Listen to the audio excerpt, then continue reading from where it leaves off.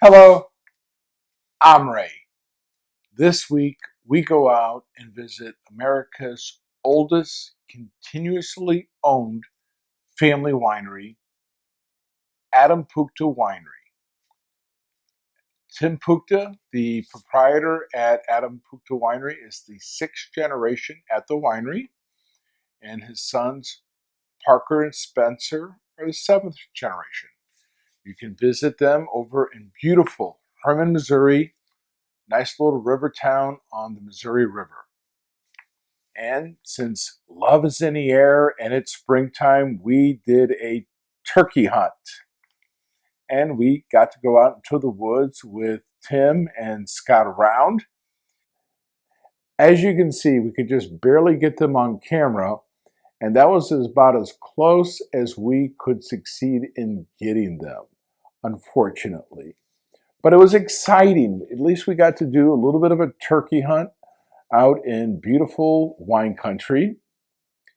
Afterwards, we went over back to the winery and we met up with one of the chefs at the winery, and he showed us how to properly prep a turkey to smoke it. We did smoked turkey legs and thighs, and this was a turkey from fall turkey season. And that's another nice thing about wild wine life. We're always trying to find new ways to cook wild game, whether it's at home or for camp.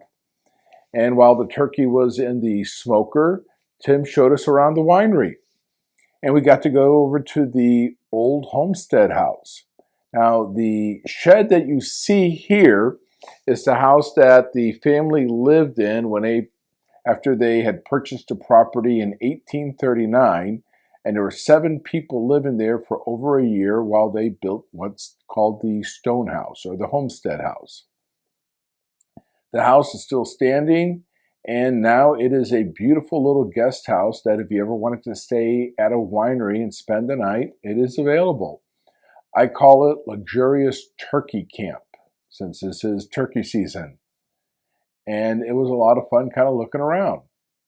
Afterwards, Tim drove us over to the tasting room. And as you can see in the tasting room, you can see photos of the previous generations of Puchtas that ran the winery on 2 of the walls. And on another wall, Tim proudly displays some of the things that he has harvested for the family on another. Now, Adam Puchta Winery makes over 22 different wonderful wines that range from dry to sweet, including 2 fortified wines, a nice ruby port and a nice sherry, 1855, to commemorate the fact that 1855 is when the winery opened. And we sampled his Chardonnay, his cellar Norton, and his estate Norton. The Chardonnay sees a little bit of oak. It has some nice tropical fruit. For those of you who like a tropical fruit type Chardonnay, this is something that you would very much enjoy. It is not buttery. It's a great patio wine and works with any kind of rich, heavy food. The cellar Norton is more along the lines for those of you who like pasta, barbecue. It's very similar to something like a Grenache or Sangiovese. And his estate Norton is Norton that is from grapes grown on the property. And that's a bit heavier. And that's wonderful with wild game and big beef dishes. And by the time we were done sampling and talking, the turkey was done. And we paired that with his dry vignoles and rosé. My personal preference was the rosé. I am a bit of a rosé fan myself. Beautiful strawberry cherry flavors. It worked so well with the turkey, but I have to say the vignoles also worked.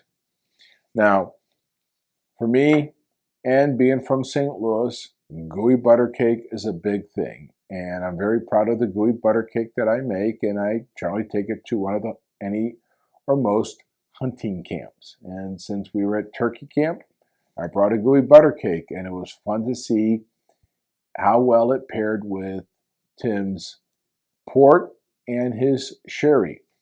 And I was very pleasantly surprised to see that I liked the sherry with the gooey butter cake more than I did the port, even though I enjoyed both of them. And that's the neat thing about wild wine life. You discover new wine pairings that surprise you, as well as new cooking tips and maybe something out in the outdoors. So please share us with your friends. Now, for those of you who like this idea and wouldn't mind doing it yourself, I have a recommendation for you. We've partnered up with our friends at Hunting for Connections, and that's the number 4, Hunting for Connections, their Facebook group, and you can network. It's a wonderful networking site in which you can meet some friends in other states to exchange hunting ideas, hunting rights, partner up with someone. Heck, you might even meet someone you want to date, the love of your life, and you might want to go visit a winery with them. And please, like both of us on Facebook, share us with your friends. I'm Ray, and here's to living the wild wine life.